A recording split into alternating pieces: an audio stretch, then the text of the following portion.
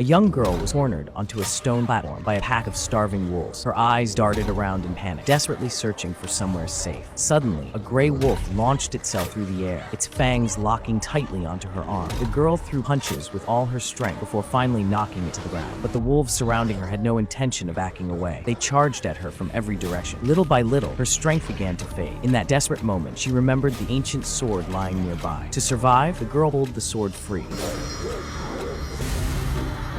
The wolves instantly sensed something was wrong and froze in place, but Nimue gave them no chance to escape. Even after falling from the stone platform, she never let go of the sword in her hand. In the end, she slaughtered every wolf, but before Nimue could even catch her breath, the red paladins hunting her appeared once again. Nimue turned and ran, but her exhausted body had already reached its limit. After only a few steps, she was caught and slammed violently to the ground. Just as her consciousness was beginning to fade, thick tree roots suddenly burst out of the earth and wrapped tightly around the red-robed man's legs. When Nimue opened her eyes again, the sight before her terrified her. She quickly grabbed the ancient sword and fled the scene. Not long after Nimue escaped, Father Cardan arrived with his men. By studying the sword marks left on the ground, the weeping monk concluded that it was the work of a fey girl. Before he could finish speaking, a horrified scream suddenly echoed from the distance. When Father Cardan rushed over, he discovered a red paladin hanging from a tree. Even more horrifying, tree roots had pierced straight through his body, yet he was somehow still alive.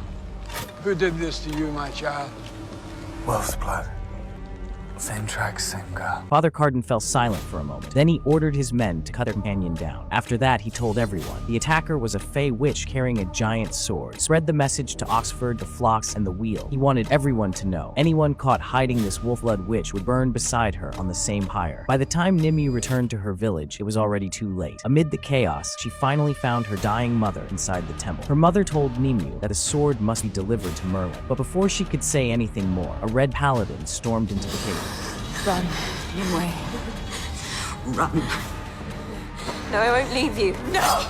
To protect Nimue, her mother chose to sacrifice herself. After escaping the village, Nimue headed toward the city in search of Merlin. But she soon realized the entire area was crawling with heavily armed red paladins. To avoid being discovered, she hid beneath a cloak and climbed into an old wagon, hoping to sneak into the city under an old man's protection. However, the red paladins were far more observant than anyone expected. The knight immediately noticed the trembling Nimue. When the old man awkwardly claimed he was a dentist, bringing his patient into the city for treatment, the knight did not get angry. Instead, a cruel smile slowly spread across his face. He demanded proof on the spot. Crushed beneath fear and authority, the old man could only raise a pair of iron pliers with trembling hands. Without any anesthesia, he forcibly ripped one of Nimue's teeth out. Only then did the red paladin finally allow them to pass.